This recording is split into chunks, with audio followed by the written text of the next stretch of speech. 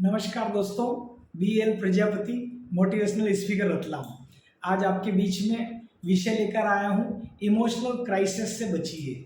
जी हाँ, यह विषय आपने सुना होगा क्योंकि जनरली क्या होता है कि कई लोग इमोशनल क्राइसिस के कारण या तो निर्णय दबाव में ले लेते हैं या एक्साइटेड होकर डिसीजन ले लेते हैं, ये जिसको हम बोलते हैं क्राइसिस यानी संकट की स्थिति में। तो संकट की स्थिति में हमको इमोशनल नहीं होना है, धैर्य संयम से अपना परिचय दीजिए और सोच विचार करके समय लीजिए। आइए तो इस विषय को हम थोड़ा सा क्लियर करते हैं। तो हमें सबसे पहले इसका सबसे अच्छा उदाहरण दिखेंगे इमोशनल क्राइसिस का कि रामायण क्यों हुई या रामायण क्यों लिखी गई। तो सीधा सा जवाब मिलेगा कि रामायण सर इसलिए लिखी गई कि जो राजा दशरथ की पत्नी थी केकैया, वो मतलब जो है दासी थी, जो मथुरा दासी थी, वो उनके घर का कामकाज करती थी, उसके संपर्क में आ गई और उनसे बातें करते करते यानी कि संगत है वो मतलब जो है दासी के साथ हो गई, रानी की केकैया की। इसके कारण मतलब क्या हो गया कि वो रामायण हो गई। तो राजा दशरथ क्या हुआ कि एक बार मतलब कोई रानी केकैया ने ऐसा काम कर दिया, बताते हैं कि कोई युद्ध का समय वगैरह चल रहा था, युद्ध का टाइम चल रहा था और ऐसी स्थिति में रथ का पहिया निकल गया था। तो केकई ने इसी सिचुएशन में राजा को न कहते हुए अपनी उंगली उस पहिए के जो रेती जहाँ पर वो एक लोहा का डाला जाता, पहिया बाहर नहीं निकले, जिसको ग्रामीण क्षेत्र में लोग उसको चिकन बोलते हैं और अलग अलग तरीके से बोलते हैं, तो वो निकल गई थी। तो ऐसी सिचुएशन में वो कील जब निकल गई थी तो रानी ने अपनी बोलते हैं कि उंगली डाल के राजा की मतलब रक्षा कर रही थी शौर्य की और राजा को विजय दिलाई थी। ऐसी कहानी है युद्ध के समय, पुराने समय में। तो राजा उस बात से इतने एक्साइटेड हो गए कि रानी आप बोलो आपको क्या चाहिए। तो रानी ने बोला कि दोगे, आप अच्छे से विचार कर लो। तो राजा तो राजा थे, रघुकुल रीति सदा चली आई, प्राण जाए वचन न जाई। राजा दशरथ और वो भी अपने वादे से मुकरे, असंभव, डेट इज इम्पॉसिबल। या कभी ऐसा नहीं कि वो मतलब अपनी कही हुई बात को मतलब जो है असंभव करते, मतलब एवरीथिंग इज पॉसिबल राजा दशरथ जी के लिए। तो उन्होंने मतलब क्या हुआ कि रानी को बोला वर मांगिए। तो उन्होंने 2 वर मांग लिए। ठीक है, आप देने चाहते हो तो आप मुझे 2 वर दो, लेकिन मैं उचित समय पे मांगूंगा। तो बोले वो वर कौन से? बोले वर आपने दे दिया ना, अब मांगना मेरा काम है। तो बोलते हैं कि उन्होंने 2 वर ऐसे समय मांगे थे जिससे रामायण हुई। राजा दशरथ से रानी केकैया ने 2 वर कौन से मांगे थे? वो आप देखिए कि इमोशनल होके जो उन्होंने मतलब रानी को वर दिए थे। तो रानी ने बोला कि एक तो राजा मतलब जो है भगवान राम को 14 वर्ष का वनवास, पहला तो ये मांगा। तो राजा के तो प्राण उड़ गए कि रानी ये क्या मांग लिया आपने। और दूसरा वर उन्होंने मांगा था भरत को गद्दी, मतलब राम को 14 वर्ष का वनवास और भरत को गद्दी। ऐसे स्थिति में रानी ने उसको कैच किया। आप समझिए आप बात को। तो इसलिए बोलते हैं कि कमिटमेंट कहीं भी करें तो जल्दबाजी नहीं करें, सोच समझ के सामने वाले को अपनी जीवान दे। कहते हैं लोग कि जीवान की वैल्यू है। तो आप इमोशनल क्राइसिस से बचिए, ये एक है। दूसरी बात ये है कि जब भी कहीं ऐसा फैसला रहे कि यार मैं करूं नहीं करूं, तो अपनी स्थिति क्या होती है कि यार मैं मित्र से राय ले लूं, मेरे मिलने वाले से राय ले लूं। जनरली होता है लोगों के अंदर ये बात। तो हम लोग क्या होता है कि राय लेने के लिए जाते हैं। तो राय लेने में क्या होता है कि कई बार हमारे दिल की बात हम न मानते हुए हमारे दिमाग के तक दोस्त की बात मान लूँ, रिश्तेदार की बात मान लूँ। अब मान लिया जाए आप उनके पास गए और यदि आपने अगर उनकी बात नहीं मानी, तो ऐसी सिचुएशन में फिर वो बोलेगा कि इतने ज़्यादा समझदार थे तो हमसे क्यों पूछा। तो हमारे दिल के अंदर कोई भी बात जब आए तो दिल और दिमाग, ठीक है, तो आपका दिल कहे वो करना चाहिए कि आपका दिमाग कहे वो करना चाहिए। मेरे हिसाब से तो 90% हमारा जो दिल कहे अंदर से वो बात करना चाहिए। तो दिमाग के अंदर तो हमारे दिन भर के अंदर 60,000 थॉट आते हैं, 60,000 विचार आते हैं। तो आप किस किस को मानोगे। लेकिन आपका एक कह रहा कि दिल गवाए, जैसे अपन कहते हैं किसी किसी को कि यार मैं फोन लगाने वाला था ना, आपका फोन आ गया, या मैं आपको याद कर ही रहा था ना, आप आ गए। तो वो क्या होता है, दिल जब दिल में बार बार अपन इंटेंशन छोड़ते हैं ना, तो इसलिए कहते हैं दिल की माने दिमाग की माने तो दिल की मानना चाहिए। तो जब आपके ऊपर कोई ऐसा फैसला आए तो इधर उधर जाने के बजाय अपने दिल की बात मानिए आप। दिल हमेशा लगभग 98% फैसला सही लेता है। मेरा तो ऐसा व्यक्तिगत राय है, आपकी क्या राय है?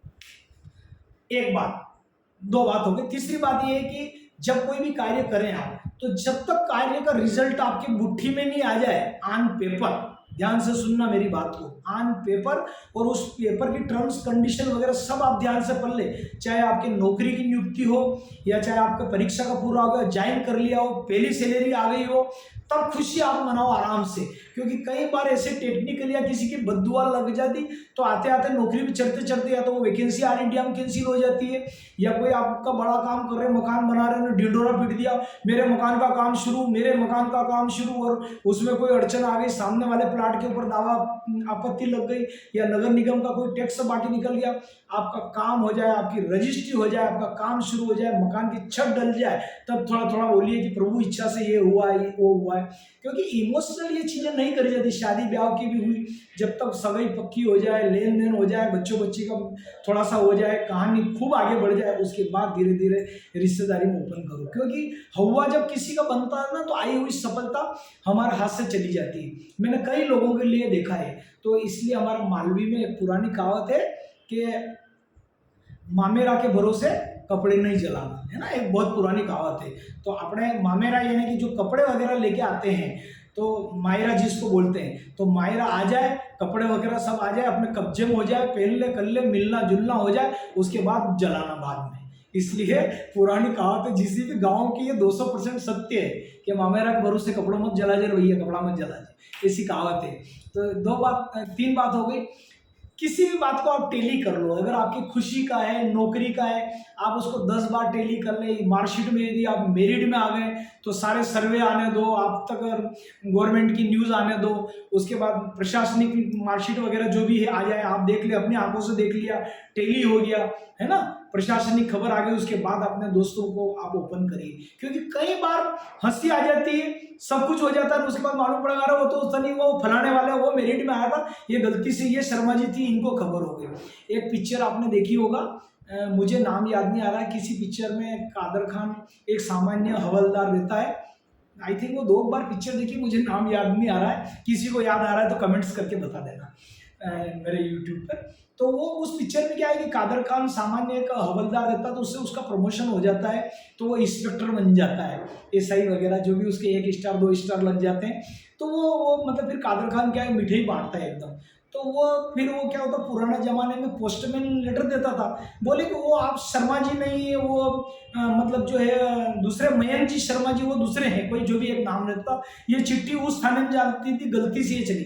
तो कादर खान इतना कंजूस हवलदार था कि वो कभी खर्चा नहीं करता था, चाय वगैरह अपने स्टाफ को नहीं पिलाता था।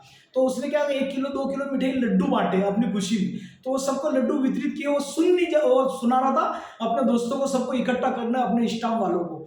देखो इस कहानी से बहुत अच्छी प्रेरणा मिलती है। तो वो बोलता है कि ये मिठाई इसलिए बांटी गई दोस्तों, मेरा प्रमोशन बन गया और मैं इंस्पेक्टर बन गया। इतने पोस्टमैन आता है और वो थाने का दरवाजा आके खटखटाता पास में, बोले साहब वो जो इस मयंक जी है ना, वो दूसरे थाने की चिट्ठी मैंने गलती से दी थी। तो कादर खान क्या करता, जितने लड्डू बांटे वो फटाफट बटोर लेता है, और 1 या 2 लड्डू कम होता है तो वापस दुकान पे वो करने के लिए जाता है। बड़ा मतलब बहुत अच्छी कहानी हो।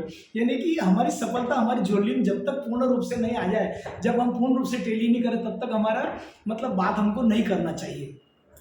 दूसरा एक और हमारी बात है इसके अंदर कि हम दबाव में निर्णय न लें। जब भी कहीं आपको टाइम पीरियड में कोई बांध देना कि ये इतना में आप फैसला दीजिए, ये करना, कल तक अगर आप ये नहीं किया तो ये चीज़ हाथ से चली जाएगी, या ये है, या आप हमको परसों तक ही निर्णय दे देना, परसों 5 बजे तक का आखिरी, ऐसे दबाव वालों को बोल दो आप जिसको आपको चीज़ देना हो दे दो साहब, हम तो आराम से सोच समझ के निर्णय करते हैं, हमारे घर में बैठ के। तो किसी भी चीज़ का हो, चाहे रिश्ते नाता हो, चाहे प्रॉपर्टी का कार्य हो, या चाहे आपका जहाँ भी आपको कमिटमेंट करना हो, वादा करना हो, पहले अपने घर में राय वगैरह अच्छे करके फिर लेन देन आपका जो भी न्यू आपको देना है, एग्रीमेंट करना है, पैसे कौड़ी वगैरह का सब सोच समझ के निर्णय लिए, क्योंकि हमको बाद में कई बार पछताना पड़ता है।